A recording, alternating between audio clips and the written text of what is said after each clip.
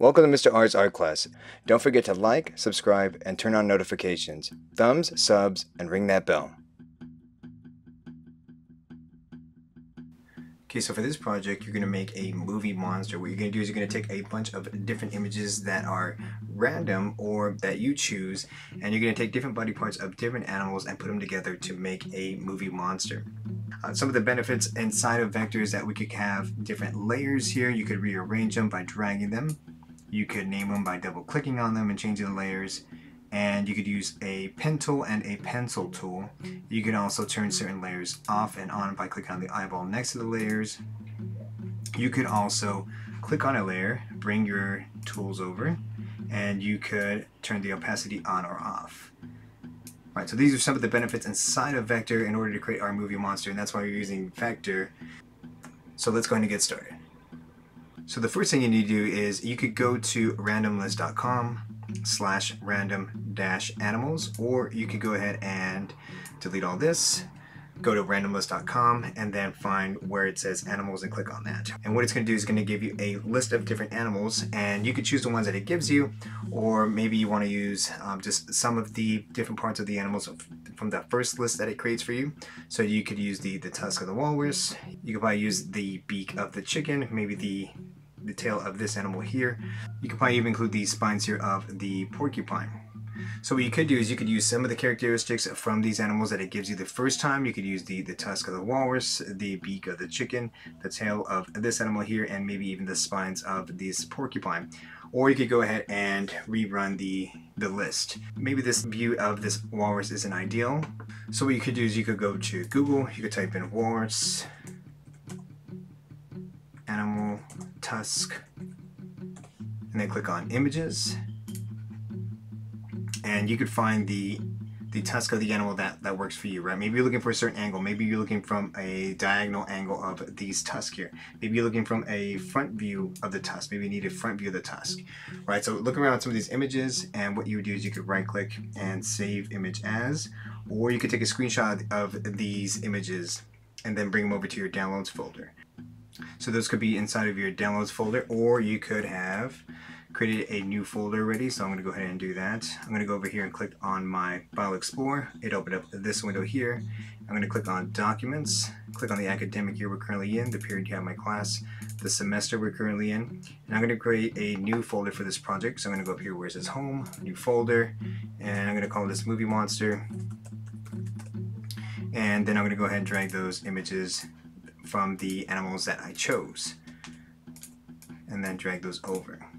And so what we're going to do now is we're going to go over to vector.com, vectr.com. Make sure that you're logged into your account. If you go to this website, it might automatically give you a random generated profile, so make sure you're logged in. And I'm going to go ahead and create new. And once Vector loads, you want to click on this upload button here with the cloud and the arrow to the left side. I'm going to go over to that folder that we created with all my images so that they're in one place. And I'm going to bring one image over at a time. So I'm going to bring over my mouse, and it's going to place that image on my palette. And you could scale up these images, you could flip and rotate these images. I'm going to hold down Control 0 to zoom out, or maybe Control minus to zoom out a little bit more. So you want to make sure that your images fit on your palette. So you could click on your image, click on a corner, make it smaller here. Maybe I need the tail. So I'm going to make sure that that tail fits inside. And what you're going to do, the reason why we're using this website is because you can actually create layers here. So this image, and maybe you want to rename these images. So this could be the mouse, so that you know which layer is which. And the reason why we're using this website is that you could turn down the opacity. So right now I'm going to turn it down to 50, and you could lock this in. Let's say that, I'm going to go ahead and lock it. Let's say you want to flip this image. You can hover over these and it'll let you flip it horizontally. You can also change the layers once you have more than one layer. So this is saying that I could bring this layer up to the front if I had more than one layer, or I could send this layer to the back. Alright, so what I'm going to do is I'm going to flip this back, and I'm going to bring over another image. It's going to bring over the horns from the stag.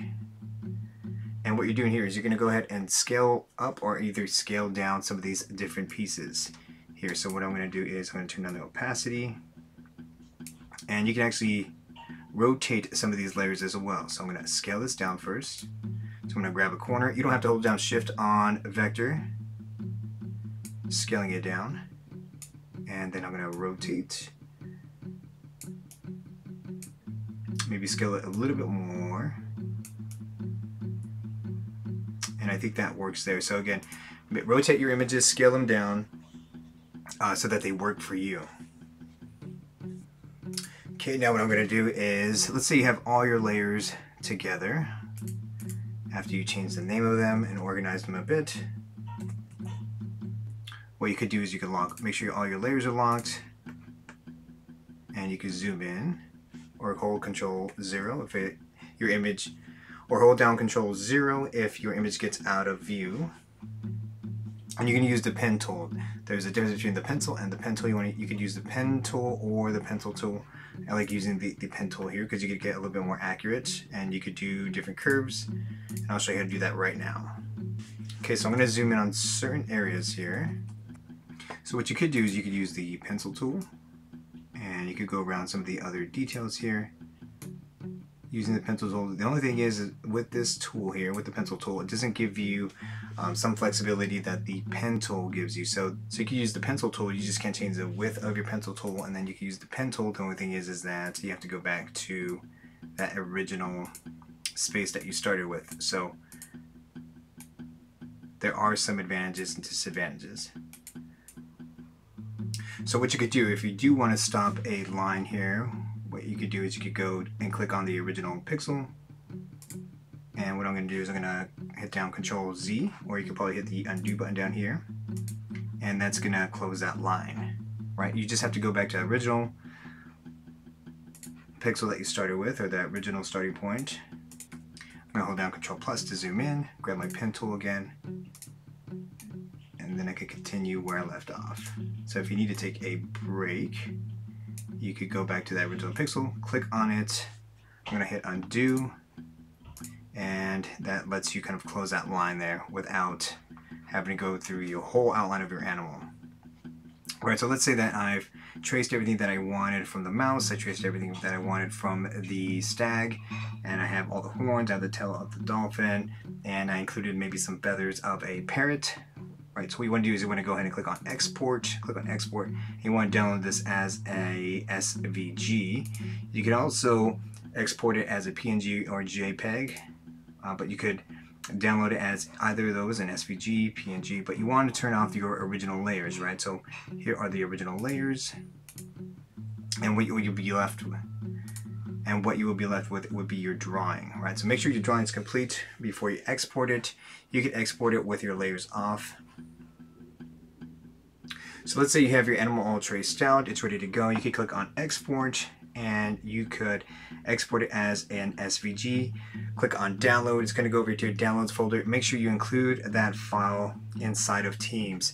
You could also click on pages and make sure that you change the name of your file. You could use the random animal generator to create the name of the moving monster as well. You could combine different parts of the different types of animals to create a unique name for this file. So if you have any questions of how to export this image, how to rearrange some of the layers, how to turn layers on or off, how to use the pen tool, the pencil tool, or how to use the opacity inside of Vector, go ahead and let me know. Thank you for watching the video. Don't forget to like, subscribe, and turn on notifications. And feel free to watch any of the other related videos.